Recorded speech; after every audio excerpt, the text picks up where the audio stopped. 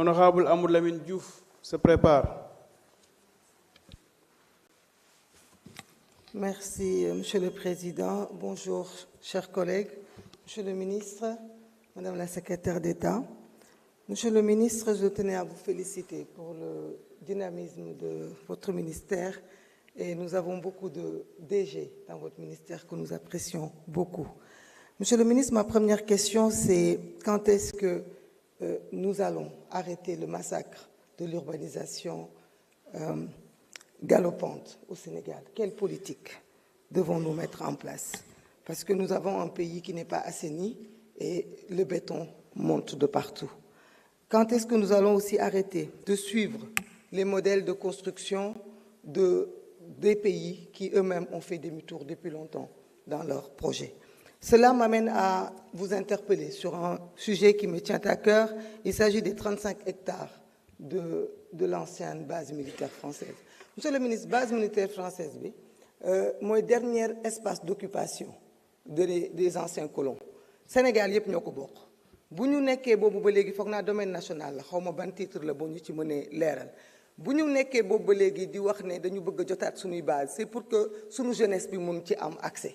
Bu fekkente ne bu ñu jotaatee suñuy base dañ koy jox soit armée soit def ko ay projet yoo xamante ne ñi am alal dong ñëw ci dëkk gisuma njëriñ bu mu am ñun ci suñu jeunesse. Base militaire bi damay ñaan ñu def ko benn ñu ut ci espace 5 hectares barewul li ci des mën nañ ci def leneen mais ñu def ci au moins benn pôle sport multisport boo xamante ne dinañ Sénégalais yi daw ci corniche bi ñii di risquer seen vie ci pollution bi dinañ mën am foo xam ni dinañ fa dem tàggatu fa mais itam dinañ mën a itam jàppale commune bii di Ouakam ndax gën a jege gën a yey ñu am itam stade bi nga xamante ne inégalité moo tax amuñu ko malgré que du ma wax peut-être li amoon lépp ci suuf yi fi am mais en tout cas terrain boobu war nañu mën symboliquement Sénégalais yi war nañ mën di xëy di fa dugg war nañ di xëy di fa tàggatu di fa yóbbu seen i doom di fa promenade am fa accès parce que sinon vraiment on va se dire pourquoi bon ñu bàyyi 2500 familles yoo xam dañ fa doon jëriñu di fa liggéey ñu ñàkk seen liggéey base bi dem te Sénégalais yi amuñ ci accès donc vraiment loolu ça me tient à cœur surtout que nag c'est sur la corniche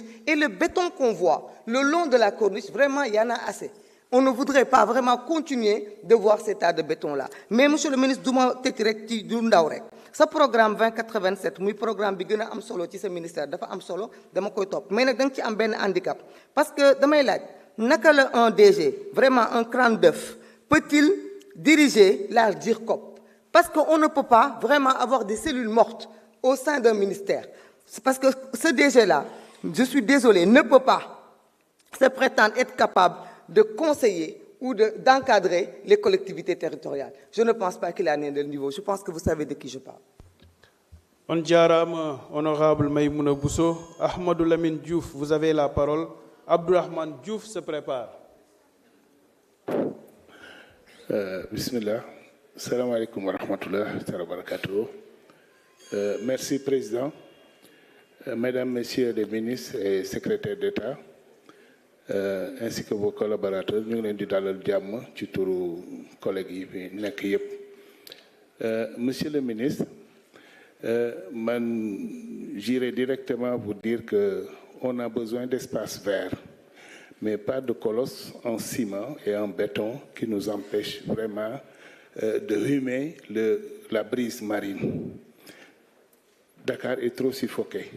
Permettez aux Sénégalais le plus démunis de pouvoir avoir accès à un logement décent, c'est-à-dire en activant que ce soit la SICAP ou les HLM.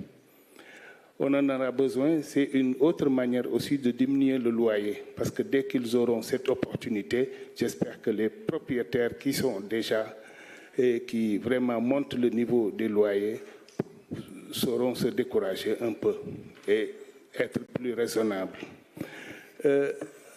Monsieur le ministre, à propos des marchés, essayez de faire extension même en zone, vers les zones les plus en dehors de Dakar pour installer de nouveaux marchés et recycler ces marchés qui sont là, quitte à en faire même des espaces verts, parce que la pollution est de trop et l'insalubrité est de mise.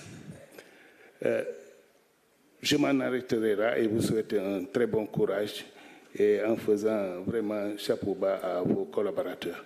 Merci. Merci beaucoup, honorable Amadou Lamine Diouf. Honorable Abdourahmane Diouf, vous avez la parole. Anne-Marie Yacine Tine se prépare.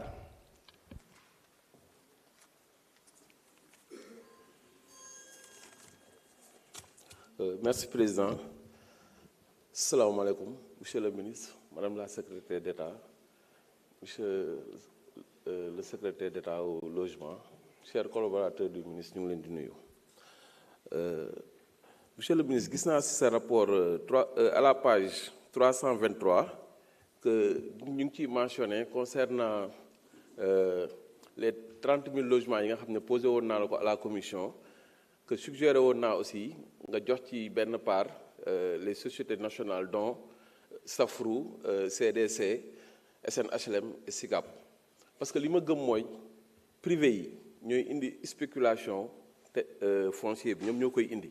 Et pour ñu réussir projet les logements sociaux pour ñu réussir ko dëgg dañu war a dem ak les sociétés nationales.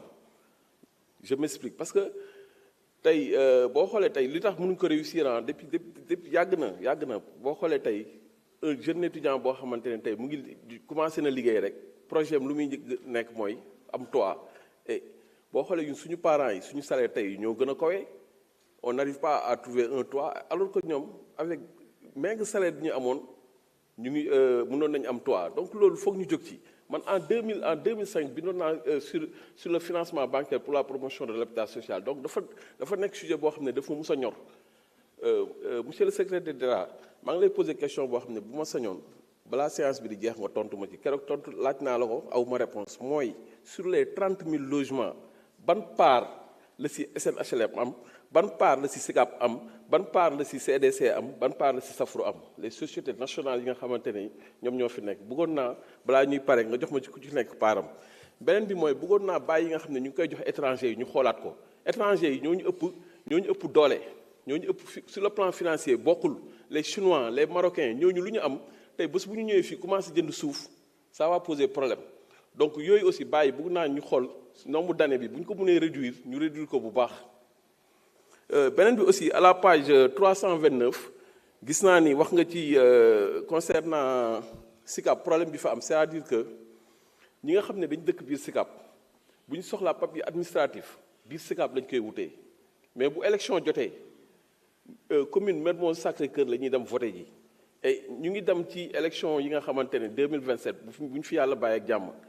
xaw ma nag acte 4 bi dina dugg ou pas mais bu fekkee duggul day dekkaat beneen préjudice parce que ñooñu aussi mënuñu di yeewoo SICAP nekk des habitants de SICAP bu ñu soxlaa papier administratif di ko wutee biir SICAP bu vote jotee ñu dem vote ji Mermoz Sacré-Cœur depuis daaw maa ngi koy wax et bëgguñu li nga xamante ne état continuité li nga xamante ne ay politiciens ñoom ñoo ko fi tegoon mu dal ñu donc loolu aussi bu fekkee ñu ngi koy wax depuis daf nañ fi 1 an jour pour jour romb nañ ko mais li ma wax ba léegi amul solution ñu leen di ñaan ngeen gën ci bàyyi xel li ñu nar a wax yëpp xaju fi après dinañ leen revenir peut-être si yeneen kii maa ngi leen di gërëm di leen sant. Merci beaucoup, honorable Abdourahmane Diouf. Honorable Anne-Marie Yacine Tine, vous avez la parole. Honorable Djega Omaï Diaw se prépare.